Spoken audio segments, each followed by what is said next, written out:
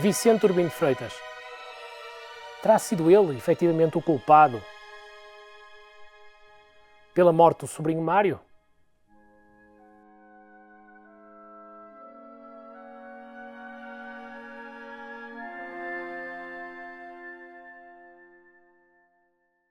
E chegou o grande dia, 1 de dezembro de 1893. Foram 3 anos de grandes e acesas discussões judiciais. O Tribunal de São João Novo estava cheio, não cabia mais ninguém. Não só de portuenses, mas todo o país estava interessado em saber a deliberação do juiz e a decisão que condenaria ou não Vicente Urbino de Freitas. Ao longo do julgamento, várias testemunhas foram ouvidas. Algumas a favor, outras contra Vicente Urbino de Freitas. O momento mais emotivo foi sem dúvida o depoimento de Maria Carolina. Em tribunal, a sogra de Urbino afirmou: "Juro aqui, diante de Deus e dos homens, que este foi o homem que matou o meu filho José e o meu neto Mário, a cuja mulher o meu marido dava 10 libras por mês para alfinetes e a quem eu dei um conto de reis para ir ao estrangeiro, onde foi aprender os venenos para matar a minha família." E Vicente Urbino de Freitas não poderia esperar pior resultado. Foram as provas toxicológicas que o incriminaram. Ficou provado que o seu sobrinho Mário tinha morrido de intoxicação por morfina, delfinina e narcina, alcaloides típicos do ópio. E ele tinha sido o causador dessas intoxicações, alegadamente através de bolos de chocolate e amêndoas. É condenado a 8 anos de prisão efetiva, que cumpriu na penitenciária de Lisboa, seguidos de 20 anos de degredo. A verdade é que muitos factos históricos se cruzam com a vida de Vicente Urbino de Freitas e o rei Dom Carlos, em 1898, a propósito da comemoração da descoberta do caminho marítimo para a Índia, decide comutar parte da pena a Vicente Urbino de Freitas e ele é deportado para Angola e lá cumpre o degredo. Mais uma vez, beneficia de uma segunda comutação da pena atribuída pelo rei Dom Carlos. Apenas com uma condição, ele disse: "Eu vou comutar a pena desde que não fixe em território nacional", e exila-se no Brasil. No Brasil, tenta retomar o exercício da medicina, primeiro em Campinas, depois no Rio de Janeiro, mas sempre um exercício ilegal e proibido pelas autoridades de saúde pública. Mesmo assim, ilegalmente, Vicente Urbino de Freitas ganhou muita notoriedade no Brasil. Foi reconhecido entre os pares, tinha muita clientela, que lhe permitiu viver entre a elite brasileira. Viveu tempos áureos, havia muito reconhecimento do público e dos seus doentes. Aliás, entre as múltiplas provas de notoriedade que a sociedade brasileira reconhecia a Vicente Urbino de Freitas, imagine-se que até o seu nome era usado como selo de qualidade na publicidade das farinhas Nestlé. Talvez até por um pouco de inveja, grandes figuras da medicina do Brasil várias vezes tentaram levar a cabo processos judiciais contra o seu exercício ilegal da profissão. Entre as figuras mais emblemáticas, destaca-se Oswaldo Cruz, o delegado de saúde pública brasileiro, responsável pela ordem de expulsão de Vicente Urbino de Freitas do país. Mais outro facto histórico e insólito é que foi a primeira pessoa que recebeu ordem de expulsão do país à luz de uma lei que estava perdida nos corredores do Congresso para ser algum dia aprovada. Até aqui, ele não teve sorte. Durante os tempos áureos de vida de Vicente Urbino de Freitas no Brasil, para além da clientela e do reconhecimento por parte dos doentes, ele ganhou uma legião de fãs que tentaram provar a sua inocência. E uma comissão de especialistas, de portugueses e brasileiros, decidiram fazer uma petição ao rei Dom Carlos.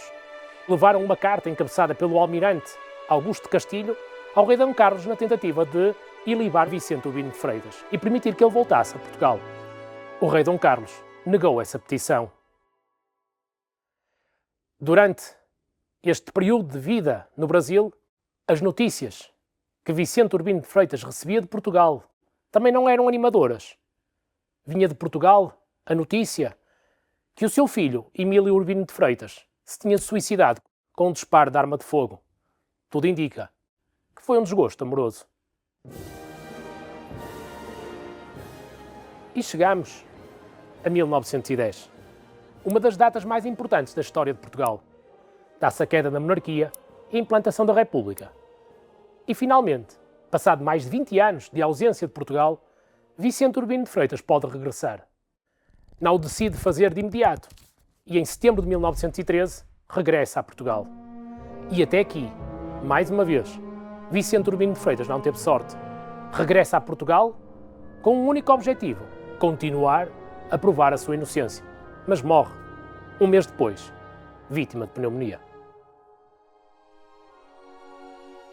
Mas existem figuras que merecem ser lembradas. Durante 20 anos de ausência de Vicente Urbino de Freitas em Portugal, Maria das Dores, a sua esposa, teve de tomar conta dos seus 5 filhos e nunca deixou de acreditar na inocência do seu marido. Mas a história está longe de terminar. A verdade é que o caso médico-legal de Vicente Urbino de Freitas não acabou com a sua morte. A dúvida persiste até aos dias de hoje. Há muito ainda para explicar. A intoxicação pelas amêndoas e pelos bolos de chocolate e pelos clísteres de cidreira não está ainda totalmente esclarecida. Será que, à luz dos conhecimentos atuais, aplicando tecnologia do século XXI, terá sido Vicente Urbino de Freitas efetivamente culpado? É, no mínimo utópico, que em 1890, com uma química muito embrionária e rudimentar, baseada em balões volumétricos e tubos de ensaio, que alguém tenha encontrado narcina e delfinina. Ainda hoje, são compostos muito difíceis de encontrar. Também não é menos verdade que não conheço na história uma outra qualquer intoxicação por estes compostos.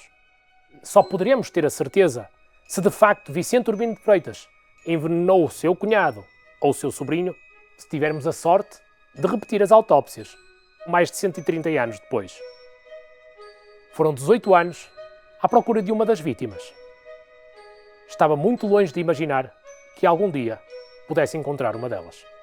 E não posso deixar de o dizer, mas esta é para mim uma das maiores descobertas da medicina em Portugal. –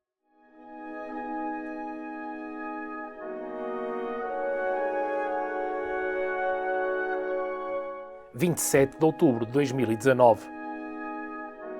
O cunhado, José Sampaio Júnior, é encontrado num jazigo no cemitério de Agramonte, na cidade do Porto.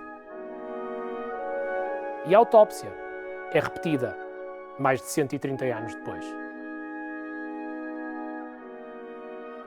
Repetidas as análises toxicológicas ao cunhado, que estava encerrado num caixão de chumbo, a toxicologia do século XXI veio demonstrar que os compostos que foram encontrados nas vísceras do Mário não foram hoje encontrados nas vísceras de José Sampaio Júnior.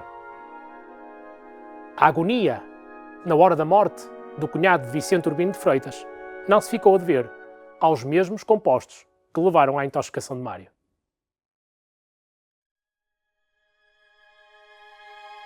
Há uma verdade incontornável. E entre as múltiplas figuras ilustres que alimentaram este folhetim, há duas que para sempre irão ficar na história.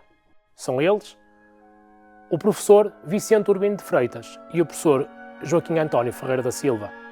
A eles devemos muitos dos avanços científicos iniciais da medicina em Portugal, que fizeram os alicerces da própria Escola Médico-Cirúrgica, que mais tarde originou a Faculdade de Medicina e a própria Universidade do Porto. Mas Vicente Urbino de Freitas, terá sido ele efetivamente culpado pela morte do sobrinho Mário? Provavelmente nunca saberemos toda a verdade.